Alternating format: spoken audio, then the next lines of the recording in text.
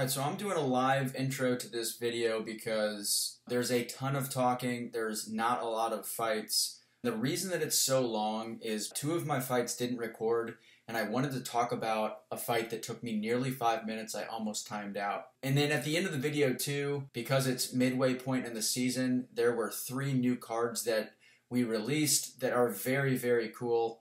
You should definitely check those out, but I didn't want to put them at the front end of the video. The timestamps are going to be about 7 minutes and 30 seconds for the fights to actually start. 10 minutes and 10 seconds is when I start talking about the champ boss node, and then at about 16 minutes and 30 seconds, I actually show the card. So I'll have the official timestamps in the description box, but I just wanted to give you guys a fair warning. You should probably skip around this video, but I wanted you guys to at least see the cards. That's it. Thanks. I hope that you can get some kind of enjoyment out of this video or take something away from it, but this one might be tough to do that with. Hey, what's up, guys? Okay, today, this is War 6 of Season 19. We're up against, it looks like a Chinese alliance called Old Driver. So, I haven't heard of these guys. It appears that it's most likely a mismatch, even though it actually, if I move my face here, it actually says that that we're at a disadvantage. So we would gain more points than we would lose based on a win versus a loss for us. So who knows? I mean, these guys, let's see, they were Platinum 1 last season. But apparently they've had a strong start to this season, so who knows? You know, don't want to take any defender too lightly. So in this war, I am back up in Section 1, or I was back up in Section 1. Section 1 has been cleared, and I'm going to be taking Path 6 here in Section 2. They are running Stubborn. Both of these defenders benefit from the Stubborn tactic. So first we've got Emma Frost, and she has Rage, and then Enhanced Fury just from the Rage. Nice little combination there, but I'm going to actually be using Dr. Doom here, and Dr. Doom is generally very good for Rage because the Rage Furies are active buffs, so any kind of Mystic can nullify those buffs, and Dr. Doom is really good at controlling that. Now, with Dr. Doom against Emma Frost, you definitely want to be able to armor break her to remove Diamond Form. Otherwise, it's going to be a long slog of a fight. I'm sure that he can do it regardless, but I'm going to be bringing Mr. Fantastic, Reed, as one of my synergies, which allows Dr. Doom to armor break on his heavy attacks. So the plan in this fight is to bait out a heavy and then counter heavy her with my own heavy, armor break her, and then she won't be in Diamond Form. I can inflict shock. I can just kind of go to town. I will be running Mystic Dispersion, so you know, if I can get off in L1 when she has multiple Furies up from Rage, that'll just help me shoot up my power, and then once I get her to an SP3, we should be in pretty good shape there. So that's the plan there. And then this Arcus fight I'm actually pretty concerned about. This is really good placement in my opinion. The node is Aggression Prowess and Power Focus 2. So his special 2 is notoriously, if it's not impossible to Dex, it is the closest thing in the game to impossible to Dex. I've never seen it done before. Very difficult to deal with, and you pretty much just have to block it. But he's going to be getting to those SP2s a lot faster in this fight because of Power Focus, and the Aggression Prowess is going to make them hit a lot harder if he has Prowess stacks on. So the biggest thing for me is managing those Prowess stacks, and the Prowess buffs are passive, so Doom can't just nullify those. So again, very good placement. Dr. Doom should do very well here. I presume that he's the best matchup in this scenario, but you know, we'll have to see. I'll probably end up using a combat regen boost. And then shockingly, they placed a champion boss. So Very interesting, but the plan right now is for me to actually take this champion boss. I'll be having my rank 3 Doom with me. I'll have the armor break synergy from Reed Richards, Mr. Fantastic, and my third attack teammate is going to be Silver Surfer, purely to enhance Dr. Doom's abilities. So there's an Annihilus mini here on another Rage node, and then there is another Vision Arcus up here. It's likely that I'll just take all 3 of these, so I'll have my path, and then I'll also take Annihilus, Vision Arcus up on Mini Island, and then the champion boss with my Doom. I'll just boost big once, and I'll just kind of go from there. So the plan could change, but for now, that is the plan. So let's go ahead and join up. All right, so Dr. Doom, of course, is in a quest. How annoying. All right, so we're back. Exited that quest, and again, we're going to be bringing Dr. Doom, Silver Surfer, and Reed Richards here for this. Actually, double synergy there. So he's going to give me extra attack. He'll also increase the shock and incinerate damage by 20%, which is fantastic. And here he gives armor break to Dr. Doom on heavy attack. So perfect for Emma Frost. Also good for Killmongers if you guys need an alternative to Killmonger, other than, you know, the typical like Omega Reds and Corvuses, such as on Power Snack, that node. Dr. Doom would be fantastic there. But okay, we're joining up here, and we're just going to move up in section 2 to that Mole Man, which I will not be taking. But we're going to move there to use up that energy and help our teammate out. And yeah, then I will see you guys in the fights. Alright, so here we are. We are taking this Emma Frost. I'm going to be boosting, do all my boosts at once. So again, what I want to do is back myself into a corner so that I can heavy counter her, just evade, smack her, and I'm going to armor break her, removing Diamond Form, and I can do that because of the Mr. Fantastic synergy. And then I'm going to want to get off my L1 so that I can nullify her Furies.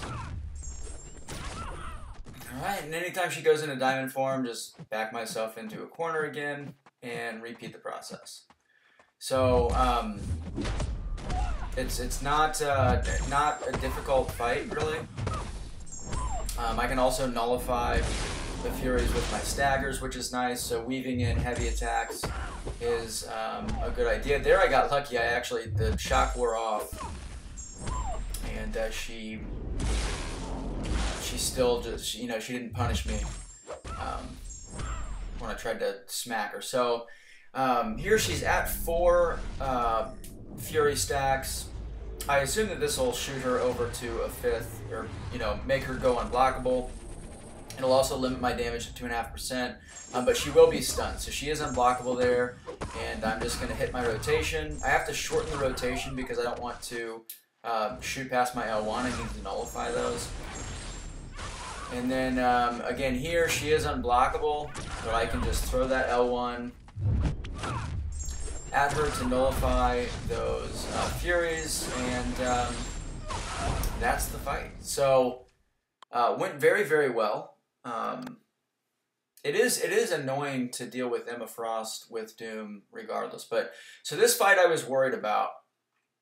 I thought that the Emma Frost fight would be very, very easy, and it was. And then for this one, I was like, all right, this one could get tricky with the aggression prowess, but fortunately for me, this guy really was liberal with his special attacks. He just kept throwing his special attacks, which was great because his SP1 specifically, which is great because I can just dex out of that, and I can keep my power coming in from Mystic Dispersion and nullifying his power gain buff. So, alright, so here's the deal. These two fights, I ended up taking Arcus and the champion boss, and they didn't record. Look at this video. 7.5 minutes of fights. I knew at that point that it was a mistake. Right next to my son Albert pouting, a couple cards, a little family portrait, awkward family photo. This is what happens when I try to import the video into iMovie. It just doesn't work. So what I'm going to do is I'm just going to talk to you about the champion boss fight briefly here. And this might get a little bit boring because you're looking at an image of me up in the corner that's not moving, but I'm still talking. So the Arcus fight, it's basically the same fight as on the old map with Arcus on that improved power gain node. It's not an issue for Doom at all. That fight lasted maybe 30 seconds or 25 seconds, I don't know. But the champion boss fight, right? So when we were assigning, or when I was looking at this, I was thinking, oh my god, why would these guys place champion as boss? That just doesn't make any sense to me. That should be a super easy solo with Dr. Doom. Well, it's not. It is not an easy solo. I did manage to get the solo, and you guys can see that in Dap's war video. He actually had a little piece where he was recording the end of our war and watching the map screen as I completed that fight. So I did get through it. Taters finish up on this boss here. We're going for a solo. We only have one death so far. Can we finish with one death? Come on, Taters. Come on, you can do it. I have faith in you. Yes, yes, yes. All right. Nice job, Taters. Great solo. Champion has a pretty strong regeneration mechanic when he when he's unstoppable, and especially when he's like the final fight of a quest. So when he's a war boss, and I had at one point, and I'm so disappointed that this didn't record properly because it would have been crazy to show you guys. But at one point, I had him down to 6% health. And he ended up, after that, he got all the way back up to like 54% health. And again, this is a boss, so there's a lot of health there. And at that point, I thought that I was going to time out. I ended up managing it barely, just with some SP2 spams and incinerating him down. But so here's why it's so difficult. He's stubborn, number one, and obviously he's stun immune. So with Dr. Doom, a huge part of your attack rotation is passively stunning the opponent so that you can stagger. Now, what I did not do very well, and what I should have done better, I should have woven in more heavy attacks just by interrupting his own heavy. So even stun immune, you can interrupt his heavy with your own heavy, stagger him so that you don't have to deal with the unstoppable, and I didn't do that as much as I should. I was just essentially doing a heavyless attack rotation with Dr. Doom, and every time he would throw a special or get unstoppable, which happens a lot towards the end of the fight, he would gain a ridiculous regeneration buff that has the potential to give him 5% regeneration of his total health per second. So think about that, a boosted or like a health boosted boss getting 5% of his health back per second, and you can kind of understand why or how he went from 6% health to 54% health, and what I assume was the span of like 10 seconds. Like, it was absolutely ridiculous. I could not believe it. So my guess is that these guys faced that placement, and they probably thought the same thing. They probably thought, oh, well, this will be easy, and then they got owned by it, and they were like, wow, this is actually great. Let's go ahead and place champ here. And I will say, too, I'm not calling anybody out, but just to give you guys some perspective, BG1 used a rank 3 Dr. Doom for us and was not able to solo him. BG2, we finished the boss first. I barely soloed. Obviously, I told the other groups in our officer chat, and BG2 switched their plan from Dr. Doom to Symbiote Supreme, and apparently with Sim Supreme, that fight was very easy because he's just going to auto-stagger or auto-nullify those unstoppable buffs and stuff like that. But anyway, so much talking, and unfortunately, yet another war video with just not a lot of actual action.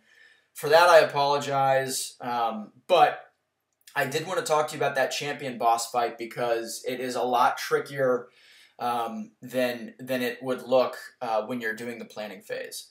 I would recommend, if you see a champion boss with a stubborn tactic, just use Symbiote Supreme.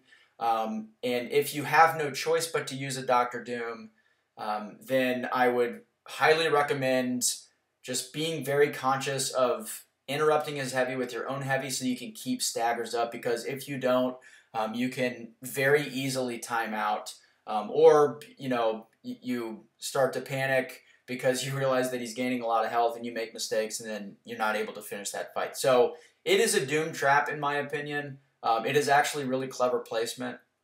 And Ghost also is not going to be a very good matchup there because of the Unstoppable. You've got no way to stop that. So you would have to use a nullifying Mystic, and I think that the best one is going to be Symbiote Supreme. So anyway, that is the video.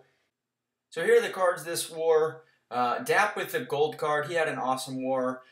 Dreamin got a silver card with an 8.68 power rating, so he kind of got lucky. Go check out Dap's video, by the way. His channel is fantastic. I'll have it linked in the description box.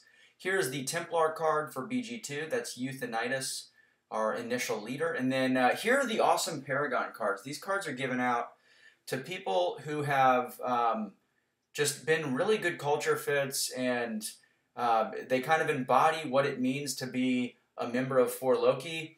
And there are some stipulations to these cards. So number one, no officers are eligible for this. And the other thing is, anybody that's in the top 8 in power ratings at the midpoint, and then at the end of the season, so there will be a second batch of those, is ineligible. So these people are, essentially unsung heroes, not probably going to have a lot of opportunity to get power ratings related cards, and we wanted to make sure that there were still opportunities for people that do all the little things and are great teammates, always supportive, always positive, that those people can get some spotlight too. So in BG1, Saltiness Legend, in BG2, Amir, and in BG3, that's TJ, Tej, King Buck is his IGN. We love having all these guys. They do a lot. It just doesn't always show up on the stat sheet, so to speak. So awesome to these guys for their first half. The second half will also have one member from BG1, BG2, and BG3, and they cannot be repeat winners. So there will be 3 brand new Paragon winners at the end of the season. But that is it for the video, guys. Thanks a bunch for watching. Again, I apologize for how long this video ended up being. Leave a like and a comment, and I'll see you in the next video.